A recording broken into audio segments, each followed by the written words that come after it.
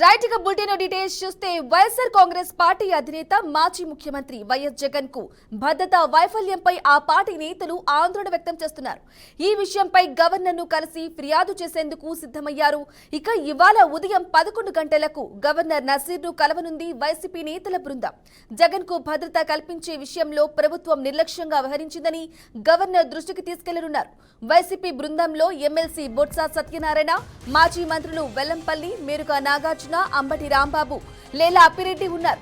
Z+ security ఉన్న మాజీ CM YS Jagan భద్రతను కూటమి ప్రభుత్వం గాలికి వదిలేసిందని వైసీపీ నేతలు ఆరోపిస్తున్నారు.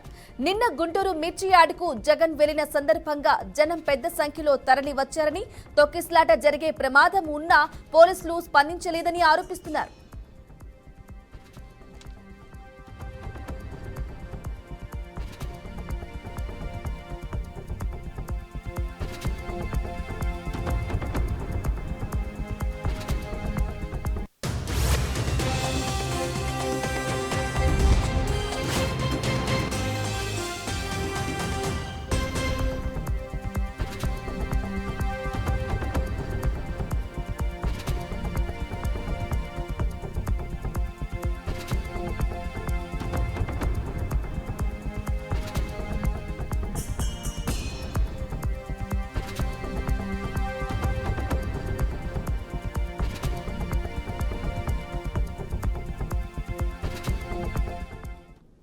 రైట్ బ్రేకింగ్ న్యూస్ చూస్తున్నాం. వైఎస్ఆర్ కాంగ్రెస్ పార్టీ అధినేత మాజీ ముఖ్యమంత్రి వైఎస్ జగన్ కు భద్రతా వైఫల్యంపై ఆ పార్టీ నేతలు ఆందోళన వ్యక్తం చేస్తున్నారు.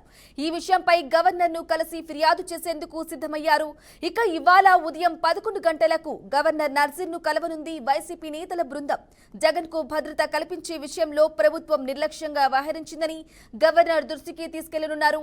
ఇక వైసీపీ బృందంలో ఎమ్మెల్సీ బొత్స సత్యనారాయణ, మాజీ మంత్రులు వెల్లంపల్లి, మేరుగా నాగార్జున, అంబటి రాంబాబు, లేలా అప్పిరెడ్డి ఉన్నారు. ఇక జడ్+ సెక్యూరిటీ ఉన్న మాజీ సీఎం వైఎస్ జగన్ భద్రతను కూటమి ప్రభుత్వం గాలికి వదిలేసిందని వైసీపీ నేతలు ఆరోపిస్తున్నారు. నిన్న గుంటూరు మిర్చి యార్డుకు జగన్ వెళ్లిన సందర్భంగా జనం పెద్ద సంఖ్యలో తరలి వచ్చారని, తొక్కిస్లాట జరిగే ప్రమాదం ఉన్నా కూడా పోలీసులు స్పందించలేదని ఆరోపిస్తున్నారు.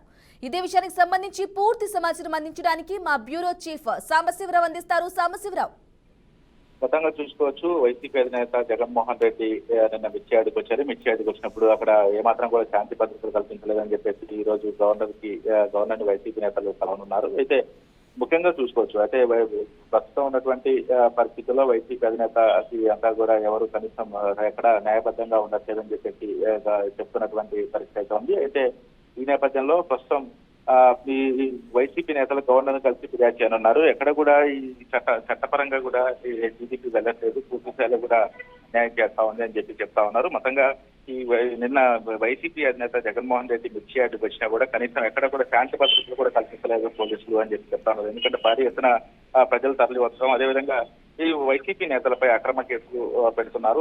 అక్రమ కేసులు పెట్టడమే కాకుండా అక్రమ కేసులు బనాయిస్తా ఉన్నారు, బనాయించి ఇబ్బందులకి గురి చేస్తా ఉన్నారు అని చెప్పేసి చెప్తున్నటువంటి పరిస్థితి ఉందని చెప్పుకోవచ్చు.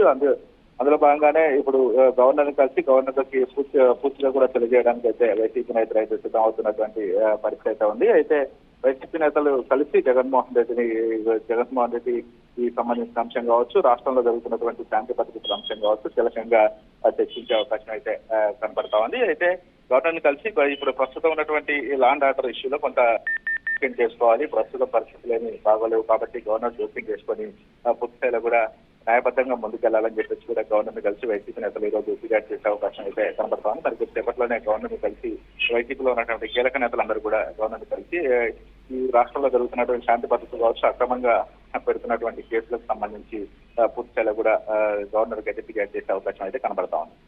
Right Sambasivarao, thank you for the updates.